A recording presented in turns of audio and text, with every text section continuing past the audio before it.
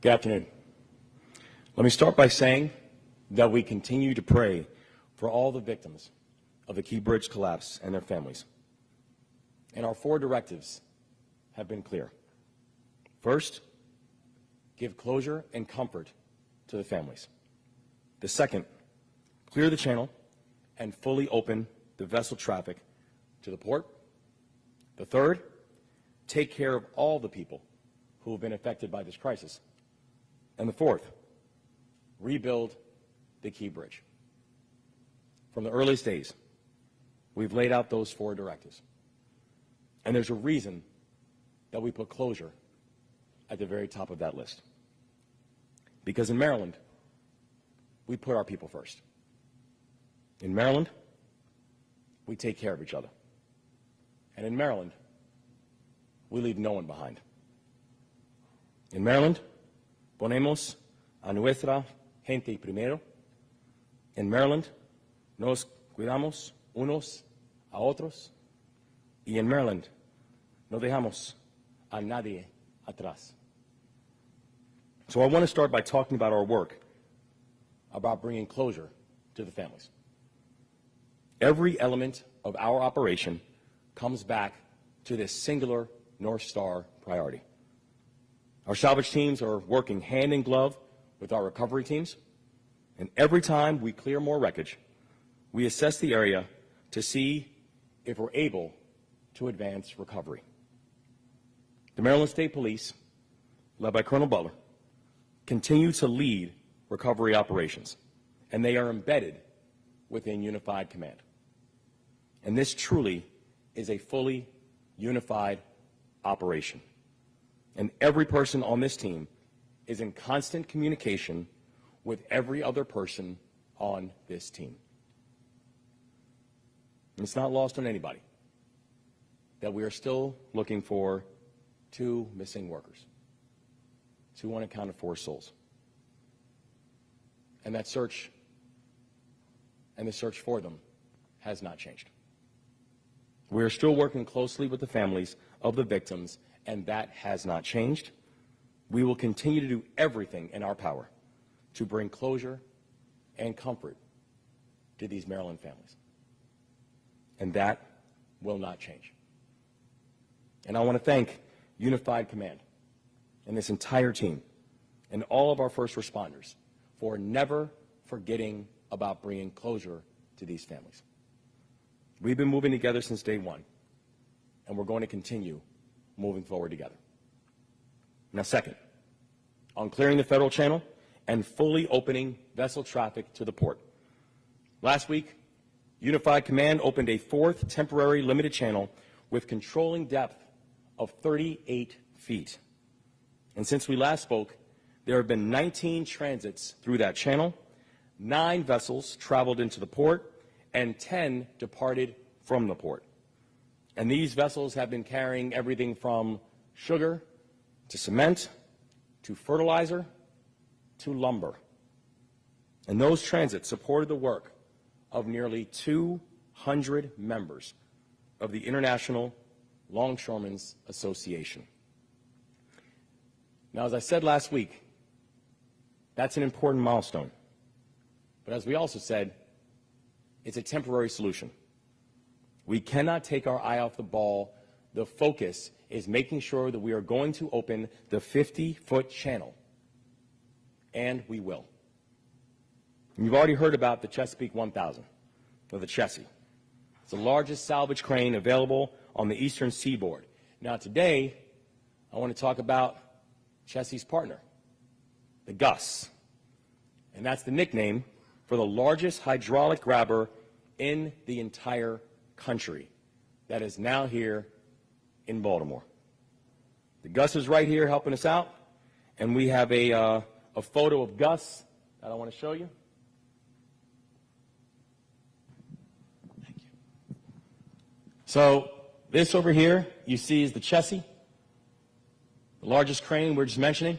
This right here is the Chessie's partner, the Gus.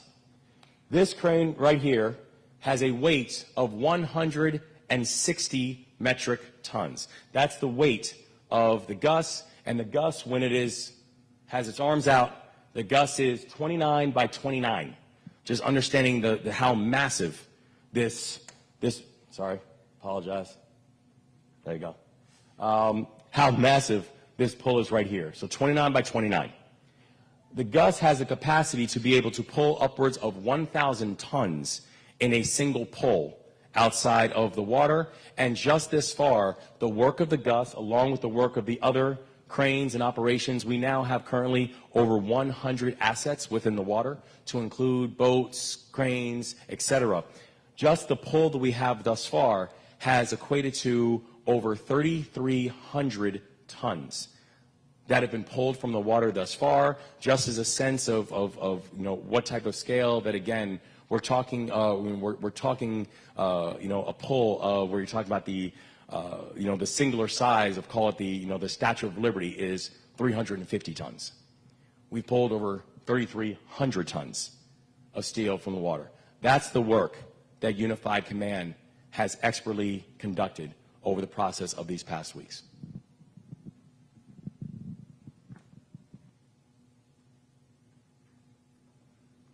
And so you see here, even just by simply looking at the size of it, this is a remarkably complicated operation that Unified Command is leading on.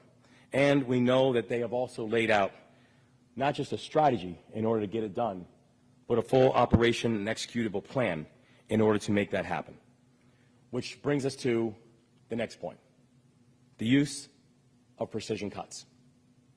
Now, we've already talked about the work and our work to remove containers from the dolly so we can access more of the wreckage.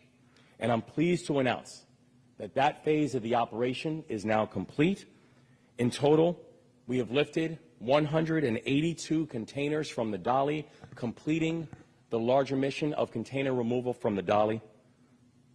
So now that we can access that part of the bridge that's directly on top of the dolly, we need to cut and clear it. And that work is remarkably complicated. We're talking about a massive piece of steel. And on one end, the steel is leaning against a vessel that is the size of the Eiffel Tower. And on the other end, it's leaning against the bottom of the riverbed. And so this work is dangerous. And we need to make sure that we put the safety of the salvage team first in everything that we do. And Unified Command has laid out that responsible strategy for clearing the wreckage on top of the dolly so that nobody gets hurt. We will depend on the highest industry standards and effective precedents to make this happen. And in fact, the strategy we will use on the Key Bridge is the same one that was used for the removal and the replacement of the Harry Nice Bridge in Charles County. Now, I've said from Jump Street that safety is paramount at every stage of this operation. We've gotten to a point now that with countless operations that Unified Command has gotten done, there has not been a single injury, and that is a standard going forward. That's the benchmark. And this operation in no way will interfere with our 3 other directives. It will not disrupt our efforts to bring closure and comfort to the families. It will not disrupt our efforts to support the people who have been impacted. And it will not disrupt our efforts to rebuild the Francis Scott Key Bridge. Which brings me to our 3rd directive, taking care of our people. Our administration has launched 4 different programs to help businesses affected by the collapse at 3 different state agencies: the Maryland Department of Labor, the Maryland Department of Commerce, the Maryland Department of Housing and Community Development, and to date, we've received nearly 500 applications to 4 state programs and approved more than $13 million in grants and loans to businesses. The Maryland Department of Labor is also spearheading an initiative to connect workers with financial assistance. It is called the State Worker Support Program. Our Department of Labor has approved more than $1.5 million in payments to Marylanders. And these programs are helping Marylanders who have spent their careers supporting the Port of Baltimore and supporting Marylanders. These programs are helping the mom and pop lunch counter that saw foot traffic fall by half after the bridge fell. These programs are helping the truck drivers and the entrepreneurs, who are all Maryland families. And if you want to learn more about the resources available to you or your businesses, please go to response.maryland.gov/bridge. We are taking a full all-of-government approach to this work, and that includes every single level of government. And I want to thank all of our friends at the local levels, Mr. Mayor, for their work in helping Marylanders in need. And also want to thank the Biden-Harris administration for their support in this work. Because as of this morning, the Biden-Harris administration has approved $5 million in loans through the Small Business Administration. Mr. President, thank you for your continued support of Maryland and Baltimore. Now, fourth, on rebuilding the Francis Scott Key Bridge. In order to rebuild this bridge, we need the support of the United States Congress. I was on Capitol Hill 2 weeks ago to meet with lawmakers. I was on Capitol Hill last week to meet with lawmakers. This week, I will be on Capitol Hill again to meet with lawmakers. And tomorrow, I'm attending a meeting with the Congressional Black Caucus to discuss how we can work together to rebuild this bridge. And later this week, we will welcome Republican Chairman Tom Cole and the House Appropriations Chair to Baltimore, and the entire House Appropriations Committee to Baltimore. And we've already had members of Congress going from Florida to Washington State show up to see the wreckage. And we look forward to Chairman Cole's visit and to the visit of the other members of the committee. Chairman Cole's committee won't just get to see the site of the collapse. They'll also get a chance to meet the men and women who are at the heart of this operation. And every day, I have the honor of continuing to meet more Marylanders who prove what it means to be Maryland tough and Baltimore strong. And today, we are joined by Detective Sergeant Justin Updegraff from the Maryland State Police and their underwater recovery team. And I said at the top of my remarks that we had to put closure to these families at the top of our list, and that's why I was very intentionally the #1 directive. And this Maryland State Trooper that you see next to me, he's on the front lines of this work. On any given day, we have a minimum of 25 divers ready to deploy. 10 of them are members of the Maryland State Police Underwater Recovery Team, and Detective Sergeant Updegraff serves as commander. He has served with the Maryland State Police for 17 years. He's been on the Underwater Recovery Team for 12 years, and he was born right in Baltimore County, Maryland. I also found out that he served as a Marine, so he didn't do everything right with his life. Detective Sergeant Updegraff has raised his hand to serve so others can be safe. He's raised his hand to serve so other families could feel protected. He's raised his hand to serve so other families can get closure. Sergeant Updegraff, you're the best of us. And I want to say directly, thank you for proving what it means to be Maryland tough and Baltimore strong.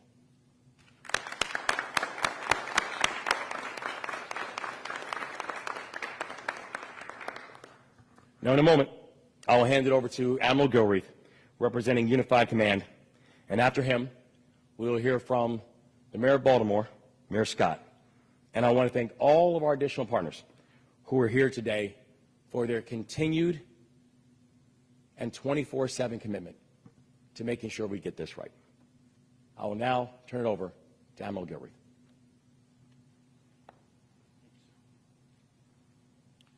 Good afternoon. Our thoughts and prayers remain with the families of the victims as we continue to try to recover their remains. As the governor mentioned, we have made a tremendous amount of progress so far on restoring commerce to the Port of Baltimore. The limited access channel that we opened last week for 4 days, we moved 19 vessels through that. But in total, all of the limited access channels, we've moved more than 200 vessels in and out of the Port of Baltimore since those reopenings. So I'm tremendously proud of the work of the Unified Command in helping to achieve that and help get folks in Baltimore back to work. That's very important and something that we are going to keep as a top priority for Unified Command.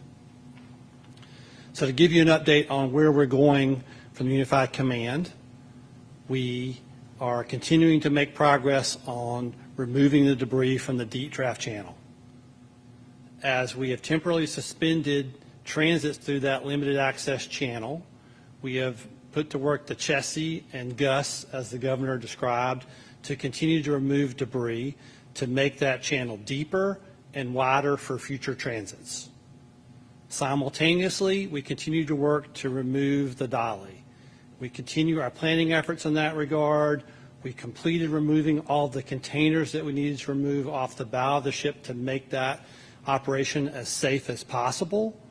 And we're going to continue to plan to use precision cutting to make that operation as safe as possible to all of the salvors doing that job. We are also removing some pieces of a truss off the starboard side of the vessel as well to, again, prepare to refloat the dolly as soon as we can get the larger section off the bow. Now, in regards to removing debris from the remainder of the channel, the state and their contractor have been doing a tremendous job doing that as well, making great progress, most recently on the north side of the bridge, and continue to make great strides there, removing steel, which we are moving back to Trade Point, and offloading and cutting up for recycling. And they're doing tremendous work there, very proud of what they're doing. So those are the updates I have for you today from Unified Command. I'll now turn it over to Mayor Scott.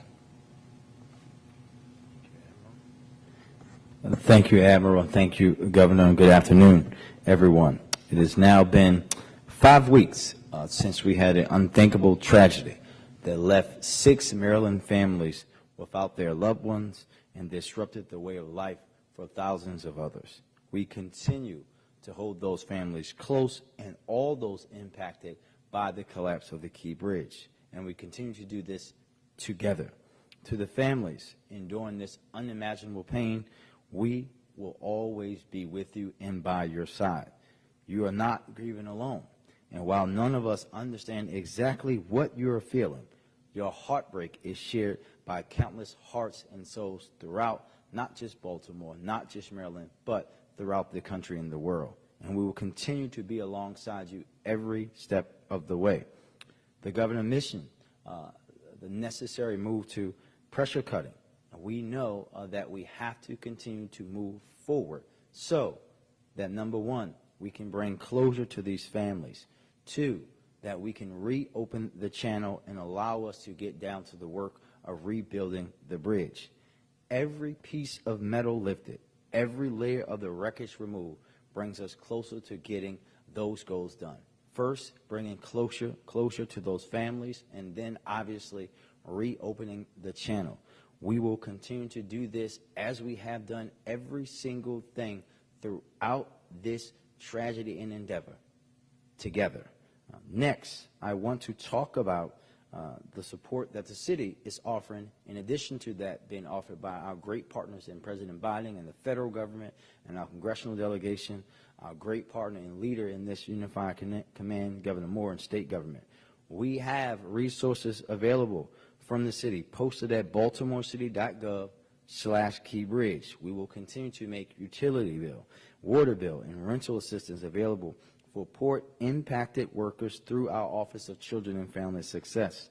Our Port Worker Wage Subsidy Program has received applications from 61 businesses serving over 100 workers. I want to thank our Office of Employment Development for standing up so quickly to support those businesses.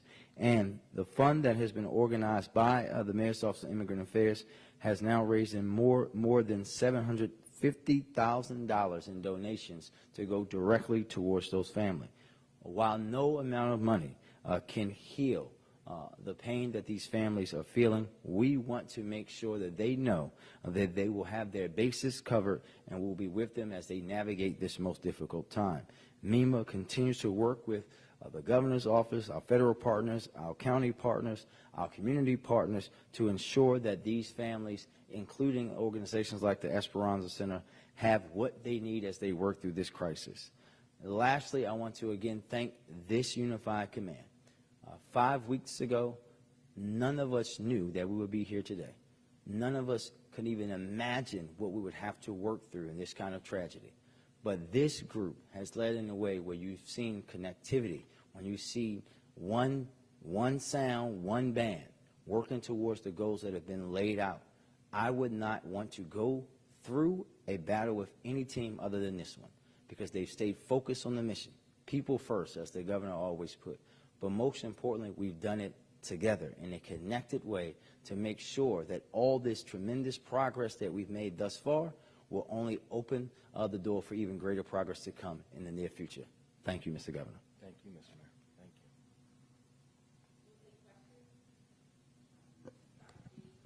Thank you. Thank you. Can you elaborate on the recovery of the final missing workers? Is it a case of not knowing where they are, or do you know where they are and they're just not accessible because of all the wreckage?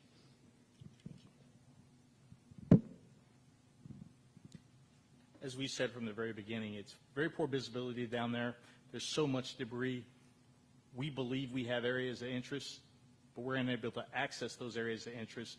That's why it's so important for the Unified Command divers to work in conjunction with the salvage divers to communicate what they're seeing, where they're locating things, and allow the Unified Command divers to develop an effective plan or survey to determine where they're going to search once they have that area declared safe.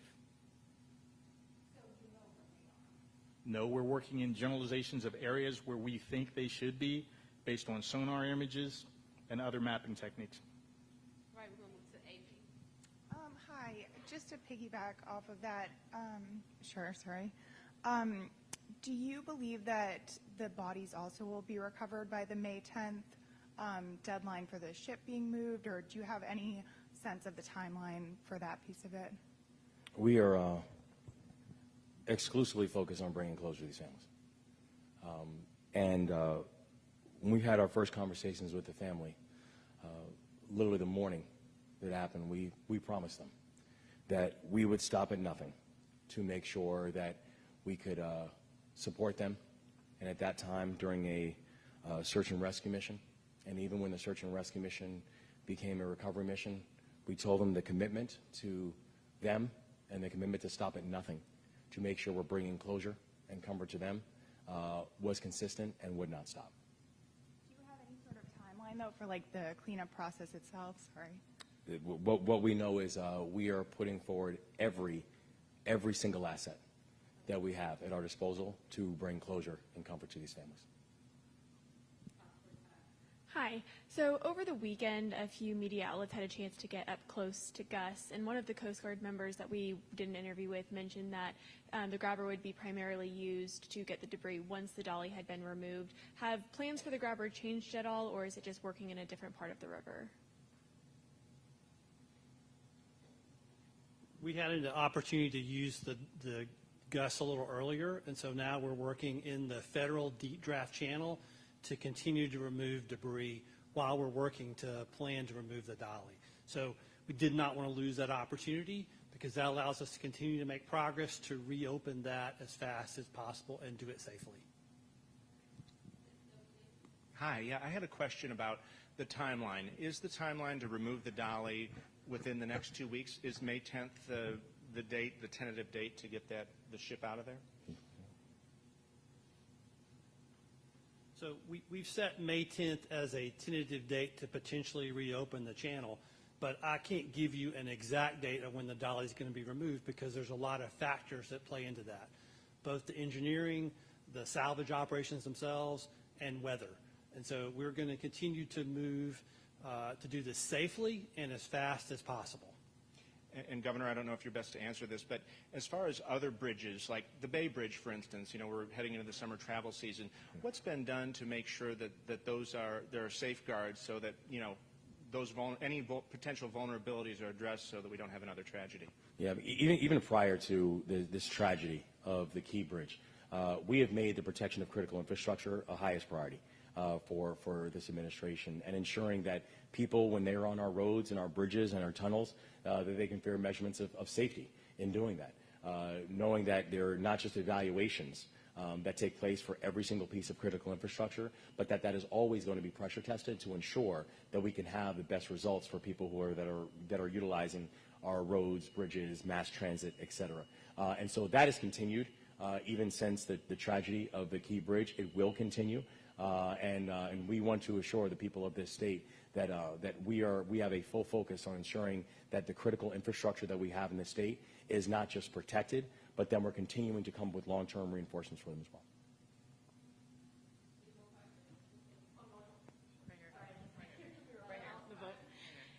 So we were just out on the boat, and the Army Corps of Engineers said that the plan to remove the dolly is actually going to be through a controlled demolition. Can you just explain how that might work?